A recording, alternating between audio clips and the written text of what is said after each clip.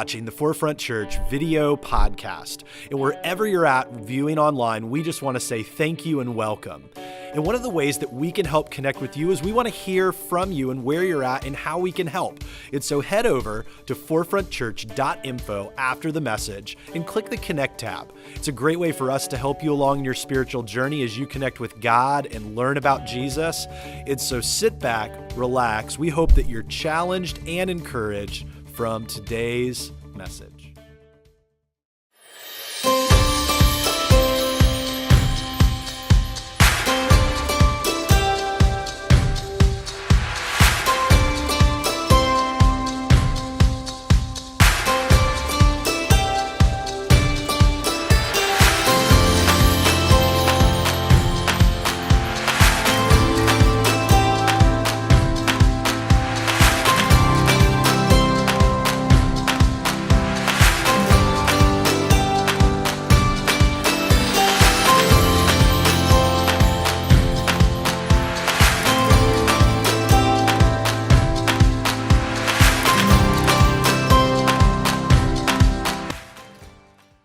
Welcome everybody that's watching online, even the people in the lobby that decided not to come in, and welcome to all you guys. You guys doing all right? Doing good. This would be a great time to remind everybody that we have two other services, 8:30 and 11:30, and so feel free to use one of those as well. I know some people don't like meeting new friends. You're feeling really weird right now, but man, it is a new year. Who's excited for 2019?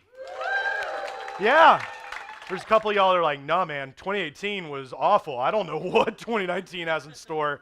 And I'll tell you what, I think a lot of that has to do with where are we going? What direction are we taking? What is our purpose? I remember when I was little growing up, I thought my purpose and goal was to be a soccer player. And so my parents have a picture of me running across with a soccer ball in preschool, and they have a picture of me running across. I was going to be a soccer player. That goal was short-lived. And then I was going to be an artist. I was just going to not go to school and just paint, and everyone would buy my stuff. And I realized very quickly that probably wasn't going to work out either. And I was like, you know what I'm going to do? I'm going to be like a professional skateboarder. And so I started doing pretty good and started skating competitions, doing whatever. And I was like, that's going to be my purpose. And well, after I got really tired of falling. I don't know if you guys know, but falling hurts. And as you get older, you don't heal up anymore. You stay with that injury forever. And so it's that's not my person. And maybe, I'm going to go to school and do design. That's my purpose. And well, come to find out, I wanted to go into ministry, and that was going to be my thing. And so I decided not to go to art school and go to Bible college. And all along, I still thought that's my purpose. But it's not. And so I would start as we had kids. I'd ask my daughters when they were younger, hey, you know what? And we ask these things to try to get them to understand, what are you here for? What's daddy here for? What's mommy here for? And they would say things like, well, what does daddy do? Daddy goes to work. What does mommy do? Mommy goes to Target. And it's not too far off. Target, whew. If you asked our oldest, who when she was about 3, what is daddy's role? What does daddy do? She'd say, daddy, and she told her preschool teacher this, she said, daddy gives people baths.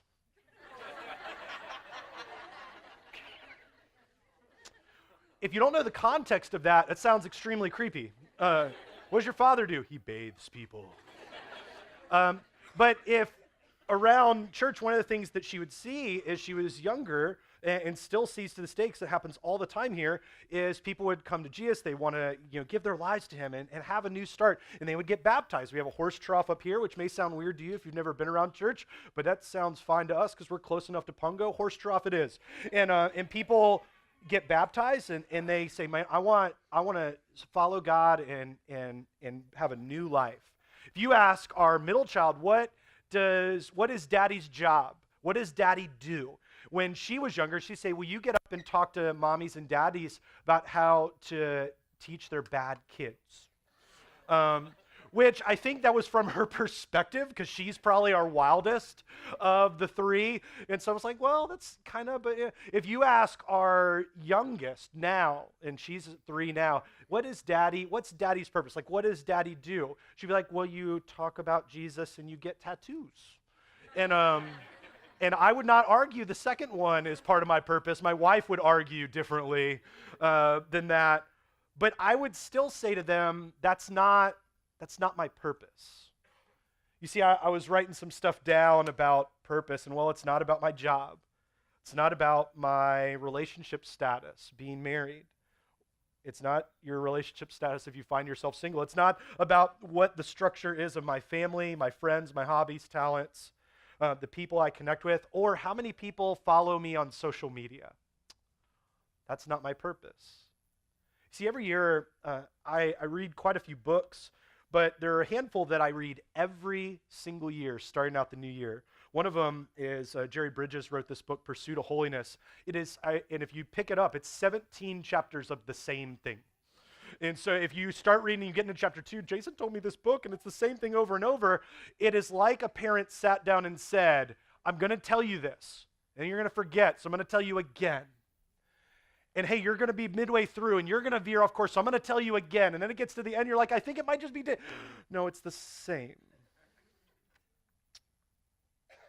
And about more than midway through, there's a prayer that I've highlighted that is my prayer for the year that points us to what our purpose is. He shares this. He says, Lord, I am willing to receive what you give, to lack what you withhold, to relinquish and let go of what you take or remove from my life, to suffer what you inflict, or we could say to suffer what you allow, or even what happens within the brokenness of this world. But what is so huge, God, I am willing to be what you require. That is what I want for us in 2019. That in a world that will pull us in every which way, some of those things are amazingly beautiful, but they're veering us away from what's true about our purpose. And while I love some of the things that my daughters have shared about what daddy's purpose is, that is not what I was made for. It is not what I was designed for. Those are the ripple effect of what I was designed for. You see, you and I were designed to worship God. That is your and my purpose. That is why we exist. That God, in his infinite wisdom, said, I want to create you unique and beautiful and different, unlike anyone else. And you will be made for the sole purpose to point glory and beauty back to God. That every single thing that we do would point people in that direction. And in a little bit, we're going to be in this account, in this story, about some guys that were faced with a challenge of, can I do that when things are great? But can I also do that when things just seem to have leveled out and the bottom drops out? Because it's really easy to follow God when things are great, isn't it? Like if you go, you're like, man, my family's going well. Like I got a good job. Like things are good. Sure, God, that's awesome. In the moment that something gets yanked out from under us, we go, I don't know if I was made to worship after all this. This is a little tricky. We're going to get to that in a little bit. It's going to be over in Daniel chapter 3. If you have a Bible, you can turn over there and hold there for a little bit. If you don't have a Bible, we always let you know that we give them away for free in the lobby, or you can go to our .info page right here and swipe over to the notes section, and everything we're talking about each and every week is right there for you. And before we get there, I want to know if we say, all right, we're built for worship, there may be some of you like me. I'm a very analytical guy where I go, all right, like built for worship, what does that mean? I don't know if I'm built for worship. What does God even say about that? Like, is that even something that I need to do? I think I'm built to work my job and, mow the lawn and watch Netflix and go to sleep. Like, that's what my purpose is. God has something to say when it comes to a life of worship and direct us and point us in that. That's why we open up the Bible. That's why we read. That's why we study, to glean a better understanding of how we're called to live.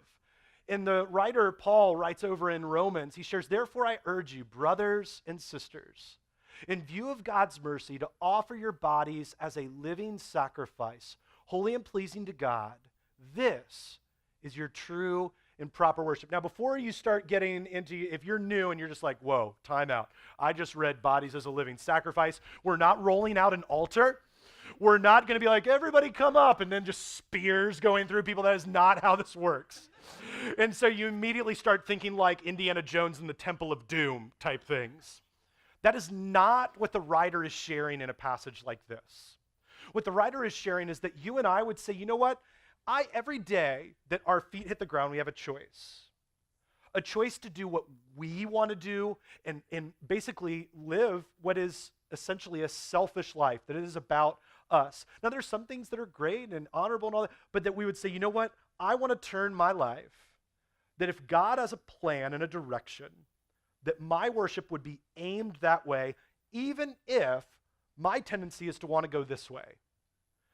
And if you have ever been around kids, or if you're a parent, you understand this crux of, I just want to stick a fork in the light socket. No!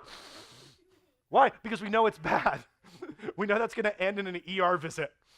And so we go, no, there's a better way for you. How about you go play with the toys we gave you that make no noise because the batteries went bye-bye. You know, like, you just go this way. And God is looking at you and I, and he's saying, you know what? The best thing that you and I can do is to be a living sacrifice. Say, God, what is your direction? And if it differs from mine, I will go your way. And the writer continues on. It says, because we'll be tempted to conform to what we see around us. So he said, do not conform to the pattern of this world, but be transformed by the renewing of your what? Your mind. Everybody says, follow your heart. Please take down all the posters, memes, and inspirational quotes. Follow your heart. Heart is fickle, the scripture says, above all things. And we jokingly say, your heart can lead you to all kinds of things. That's why you ended up dating that guy or that girl that was awful for you. But my heart told me to. No, it was bad idea. Going to Taco Bell at 2 in the morning, bad idea. Your heart led you that way, and by 5 in the morning, it was a horrible decision. And so we say this needs to be a renewal, a choice. God, you have directed me not to go this way, but to go this way by a renewing of my mind, not following the pattern. Well, everybody else is doing it. And that's when you tell your parent, but John did it, Susie did it. Well, I'm not parenting your friends. If everybody jumped off a cliff, if you jump off a cliff, if I didn't see the cliff, No, you go this way, a renewing of your mind. Then you will be able to test and approve what God's will is, his good, pleasing, and perfect will. And the reason this is so important is because what people found out throughout the centuries is that it'd be very easy to go through the motions but not actually follow God. And what if I told you that you could show up every Sunday, you could raise your hands high, you could show up to all the small groups, you could show up and serve in the community and do all the things, check off the list, and not have a connection with God, and just simply move through the motions? Have you ever driven home, pulled into the driveway and go, I have no idea how I got home? Why? Because you got on autopilot, right? You just kind of do it, and you, for a split second, it terrified you. Because you're just like, I have no idea how I got here in the driveway. Dear Lord Jesus, thank you. I have no clue how this happened. And we get an autopilot. We can go through the motions but not have a connection. Listen to what the writer says in the Old Testament. The Lord says, these people come near to me with their mouth and honor me with their lips, but their hearts are what? Far from me. It is very easy to fall into the trappings of feeling. This is why we say, I didn't feel that song, I didn't feel that. It is not about a feeling. It is a cognitive choice to say, God, you are good. God, your direction is good. God, there are days where I don't want to go your way, but I know your way is best, and so I will honor you. Saying, but their hearts are from me. Their worship of me is based merely on human rules they have been taught. Just on something, I saw somebody else do it, so I'm just going to do that. That we would honor God in everything that we do, and we would do so because we're seeing him for who he is. The writer in Hebrews shares it this way in the New Testament. Therefore, since we are receiving a kingdom that cannot be shaken, and if you walked out of 2018 going, God, it feels super rocky, I don't know, this does not feel good. My foundation feels very slippery, that every single step feels like eggshells. I feel like the bottom's going to drop out. God in his movement is never shaking. He is a firm foundation. And whatever happened to you in 2018 does not have to follow you into the new year. Yes, there will be wounds that happen from that. Maybe it was a friendship. Maybe it was a job that went south. Maybe it was a loss. You walk through these things. You will still have to walk through the residual movement of that, but God is faithful. And he will protect you and move with you as you look towards him. It says, be thankful, and so worship God acceptably, and I love this, with reverence and awe. Now, I will never shame anybody for walking in late. I love, if you show up, I'm so glad you're here. But imagine, for a moment with me, if you walked into your job every day late, what would your boss say? I heard somebody say it. Did it happen in 2018? You're fired. They would say this probably isn't the place for you. They would say maybe some nice things, but they would say ultimately why? Because you're not showing that your job is what? Important. You're not showing that you want to be there. Now, I love when anybody shows up, but what if in 2019 you showed God the awe and reverence that he deserved? That you moved in your life of worship to not just pay lip service, but to actually move and look at ways you go, how can I pay God the respect and honor that he's due? Because no matter what job any of us work for, and no matter who we meet in our lives, I think that the person that deserves the most honor is the one who gave us life and put us in this place to move. But missing that greatness of God can go horribly wrong for us. John Piper talks about how if we miss that movement of God, how we can start getting kind of sidetracked into other things, that God wants us to go this way, to pursue him, a life of worship designed that way. But if we miss it, we can get into some pretty tricky things. Here's what he shares. If you don't see the greatness of God, then all the things that money can buy become very exciting. Continues on. If you can't see the sun, you'll be impressed with a street light. If you've never felt the thunder and lightning, you'll be impressed with fireworks. And if you turn your back on the greatness and majesty of God, you'll fall in love with a world of shadows and short-lived pleasures. You see, the choice to accept purpose leads us only in one of two directions, either towards him or away from him. The beauty is, no one is ever too far gone to turn around and move towards the beauty and greatness of God. If you go, there's no way I can, I've done too much, or whatever. Listen, the guy who wrote the majority of the New Testament had an occupation for killing Christians. Anybody had a job killing Christians? Okay, none of it. So if you thought whatever you did and whatever took place was bad, he is the poster child of depravity, and God took him and then planted church after church after church and encouraged and challenged people. And if God can do that in a guy who killed people who believed in him, God can surely do that in your life and in mine. But there are days where I feel like I'm not good enough, and maybe you've had the same sentiment in 2018, but it doesn't have to be that way now.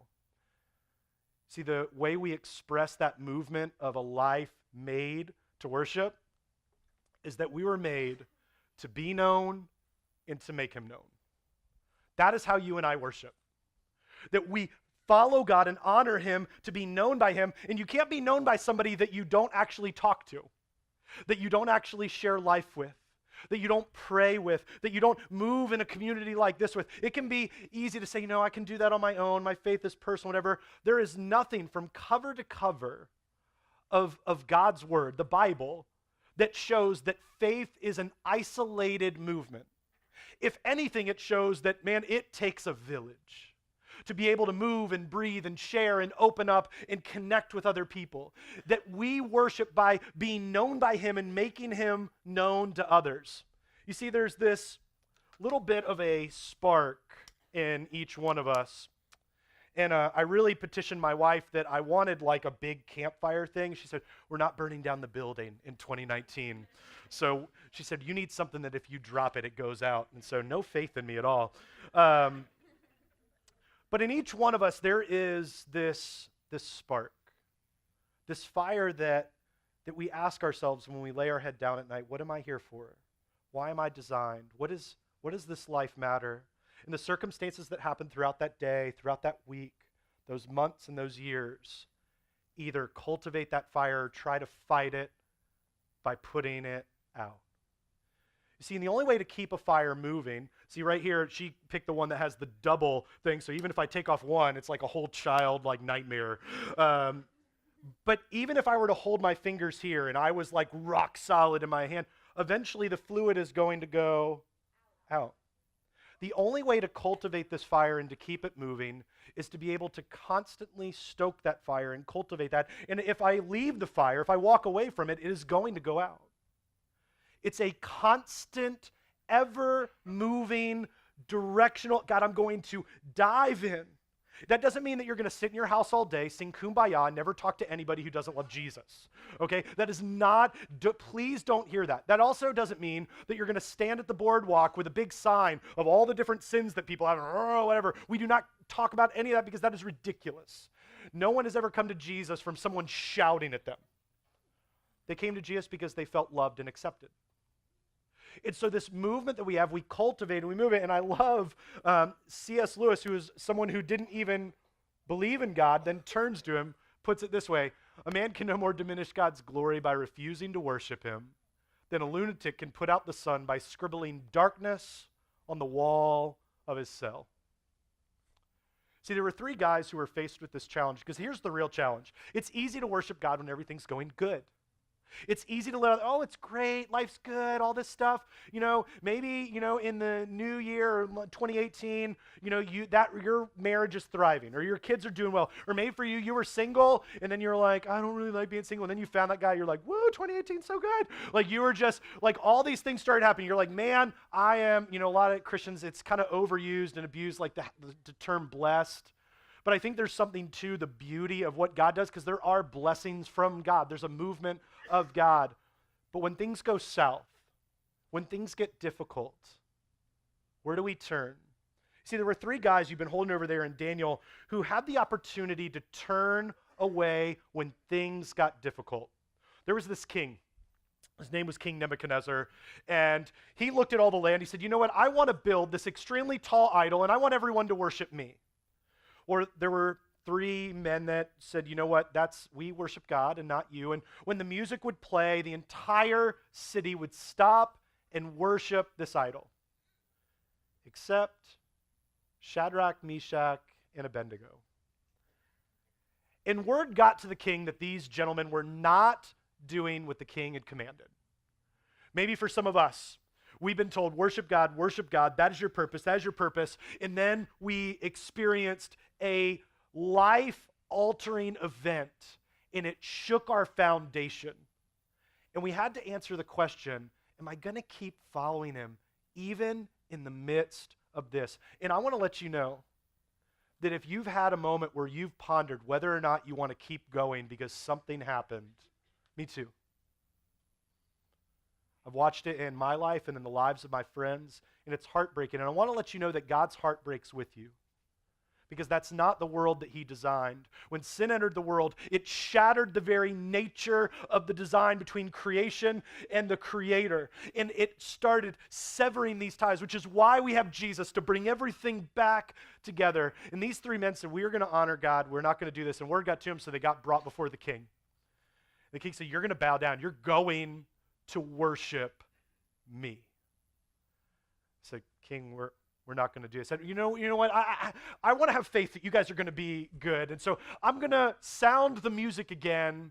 And it's kind of like when you tell your kids something and they're playing video games, they're doing everything. You're like, hey, I need you to do whatever. And they're like, sure, yeah, I'll do that. And they don't, and they're not going to do it. They're not going to do any bit of that.